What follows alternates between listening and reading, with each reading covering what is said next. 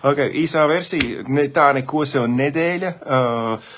Mēs šonedēļ kārtīgi esam iebliezuši un padarbojušies, un šitā nedēļas nogalē vēl ir ar dažādiem pasākumiem un tikšanās, kas ir paredzēti, jo mēs speciāli esam salikuši šo grafiku. Tas nav tāds ik mēneši, ik nedēļas, ja, tāds ātrais skrējiens. Nē, tāpēc, ka mēs februāra vidū mēs lidojam atpakaļ uz Jaunzēlandu turpināt projektu, kur mēs iesākām tur novembrī, un tad arī vēl turpināt projekts, kas mums ir šeit, un tāpēc arī zinot to, ka tur, protams, sanāks arī višķiņi atpūsties, jo tur ir viņu augusts, ja, tad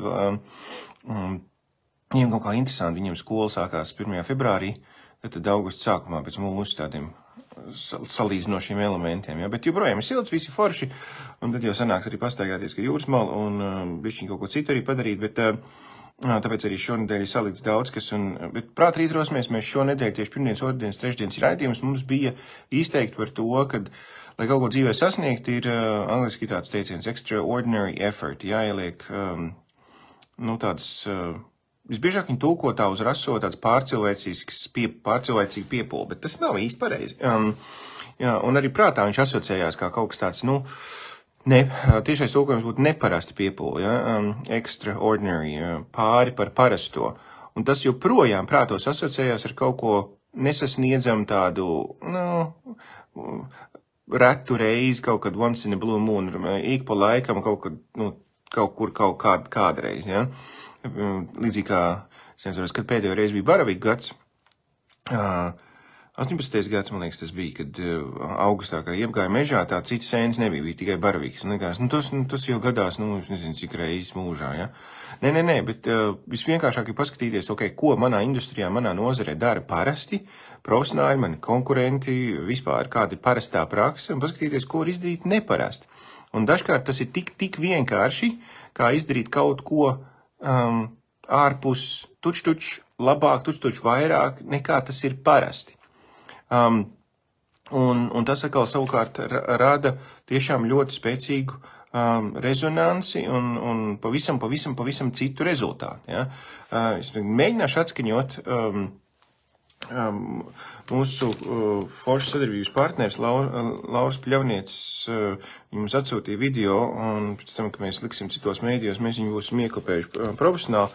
Tad es mēģināšu atskaņot, Laura atsūtīja vienu fantastisku, es viņu palūdzu. Viņai ir viena neparasta prakse, un dēļ kuras tad viņa, ka viņa to dara, viņa reāli paliek atmiņā daudziem cilvēkiem. Mēģināsim atskaņot un paskatīties, kas ir tas, ko Laura saka. Čau, sveicieni šodienā.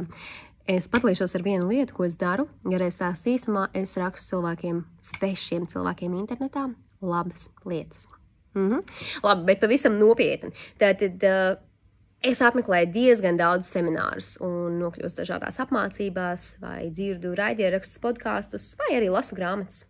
Un ja tas cilvēks, kurš sniedz šo informāciju, man ir tiešām norezonējis, un viņš man ir iedevis tādu tā kā spērienu, vai vismaz pagriezis manu domu uz kādu citu trajektoriju, un līdzis mazliet aizdomāties, es apsēžos pie savu datoru vai telefona, un es atrodu to cilvēku internetā.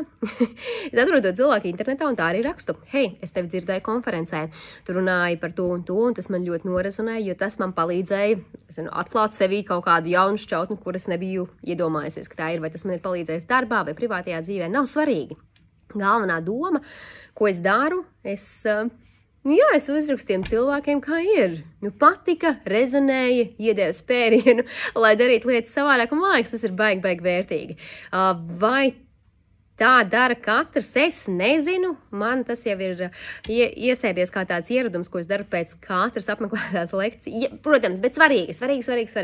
Tam jābūt pa īstam, jo nevienmēr mūs kāds aizķer ar to savu vēstījumu, bet ja aizķer, tad jau jāpasaka paldies, ne? Kaut kā tā, ļoti vienkārši, lai forši šodiena. Čau! Tiešām, ja varētu dzirdēt, tad padoms ir ārkārtīgi vienkārši, bet pat laikā ļoti pat iedrošinoši. tik vienkārši dažkārt arī, piemēram, es esmu vadījis konferences, esmu vadījis uzstājies gan kā lektors, gan arī vienkārši kā pasākumu organizators. Un tādu cilvēku, kas tik mērķiecīgi un tāpat laikā arī strukturizēti un pamatoti, tā, ka tu zini, ka tas netiek medus smērēts, ja, bet tā no sirds un rajona, tu redzi, ka cilvēks gan ir sekojis līdzā informācija, gan ir piefiksējis varbūt kaut kādas lietas, ja, un uzrakst un pasaka to labo. Es nepārspīlēšu. Man ir bijušas konferences, kur man ir bijuši līdz pat 600 cilvēki mūsu tieši organizētajās šeit Latvijā, līdz pat 600 cilvēku zālē.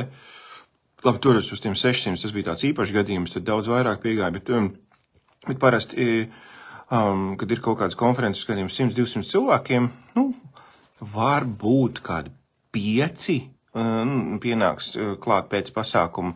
Ārpus ierastā loka, kas ir, piemēram, savējie vai ne, kas mēs tur esam, un tad mēs viens otru iedrošinām, bet tādi, kas, piemēram, no malas ir atnākuši, var būt 5, kas pienāks un pateiks kaut ko, vai uzrakstīs pēc tam un pateiks paldies, vai kaut kādu pozitīvu tādu niansi, ko viņi būtu pamanījuši. Ja? Un tas patiesībā ļoti palīdz, un šī Lauras ideja, viņa kaut kad uzstājās vienā no mūsu pasākumiem, viņa to minēja, un es redzu, ka viņi arī to dara, un tas, godīgi sakot, tam, kurš ir ieguldījies un iet un dara, viņam tas ir tiešām kā tāds foršais moments, ja, tāds kā skābeklis, ja, dvēselē, tas iedrošinājums ir. Un tāpēc arī šī nedēļas nogalē padomāt vēl tieši par to, kas ir tas, ko jo šī nav nekāda unikāla, tur nav jābūt rakstniekam, nav jābūt, es nezinu, kaut kādai primadonnai, ja, kaut kam spārniem jābūt, lai šitādu vienkāršu lietu izdarītu. Tik vienkārši ir šī neparastā lieta, ja. Tad tā bija tā galvenā doma, ko šodien mēs ņēmām līdzi, un arī tas attiecās daudzās nozarēs un dažādās šķautnēs, ar kurām mēs darbojamies, okay? Bet vēl mēs, skatoties, mums tad jau otro nedēļu, mums iet jau apmācības tajā, kas mums ir 4 mēneši, tas marketing, sales, negotiation un komandas veidošana, ja, komandas vadība.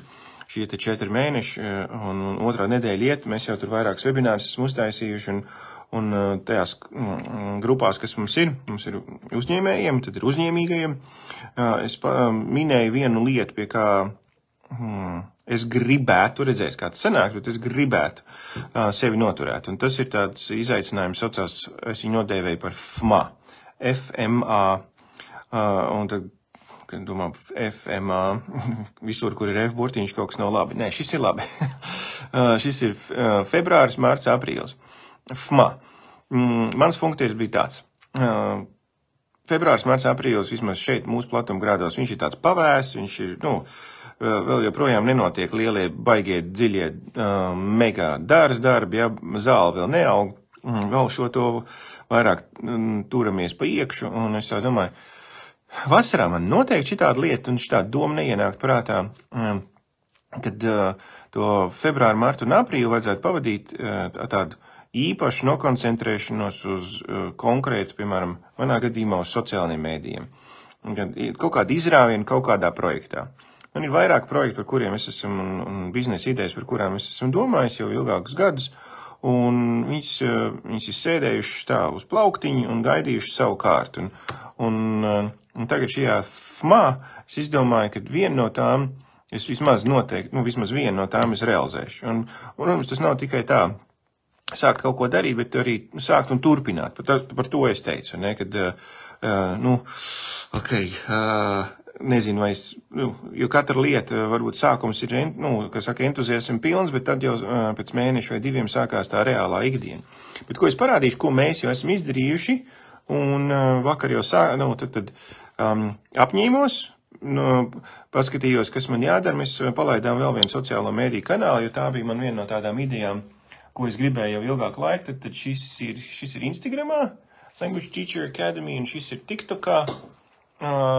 Vakar publicējām jau pirmo video, pastīsimies tā pagaidām. Man liekas, ka TikToks mums ir priekšā. Jā, redz, ka Instagramā bija tā, cik tur bija skatījumi. Instagramā bija 86 skatījumi, un TikTokāpsties ir 266 skatījumi. Ok. Bet īsā versija mēs palaidām, tas viens no tādiem biznesa projektiem, ko es skatījos, ka mēs esam par to gadiem domājuši un beidzot tā, ejam un daram. Mēs palaidām tad atsevišķu sociālo mediju profilu tikai priekš angļu valodas skolotājiem.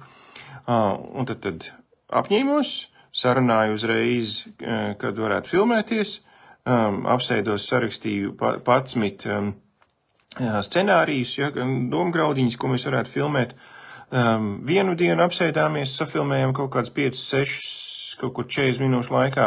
Otru dienu apsēdāmies, kaut kur arī 40 minūšu laikā safilmējām 5-6.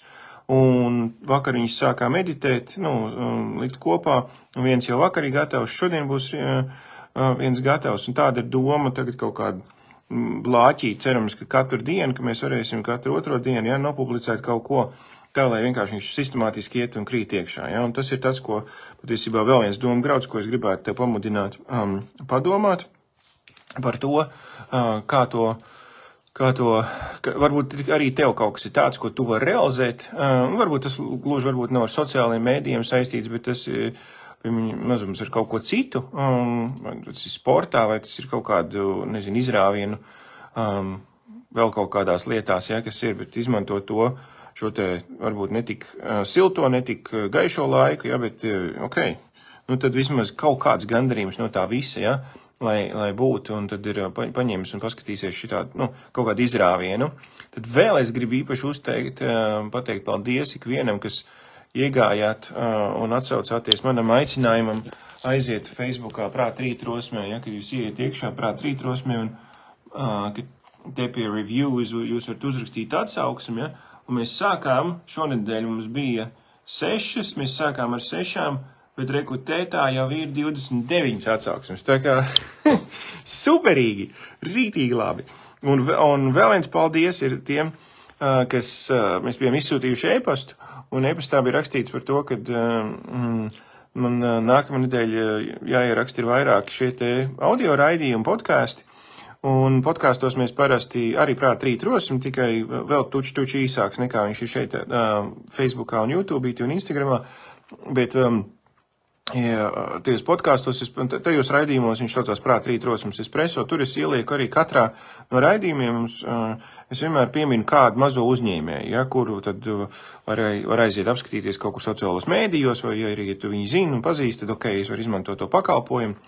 Un paldies ikvienam, kas jau atsūtījāt savus draugus, radus, paziņas vai uzņēmumus, no kuriem jūs izmantojat pakalpojumu, bet jūs vēl varat sūtīt. Ja? Mums ir, es vakar skatījos, bija kaut kādi 11 pieminēti, bet var vēl sūtīt. Tad, ja tev ir kāds mazais uzņēmējs, kur pakalpojumu tu Latvijā izmanto vai preci pēc, var atsūt mums uz info@thesoultraining.lv, atsūt par to mazo uzņēmēju un varbūt pierakst klāt, kas arī tur ir tāds īpašs, lai tas mans stāstījums būtu klausītājiem saistošāks. Ja? Tas ir tāds viens. Un visbeidzot, kas tā sanāk, 7. datums?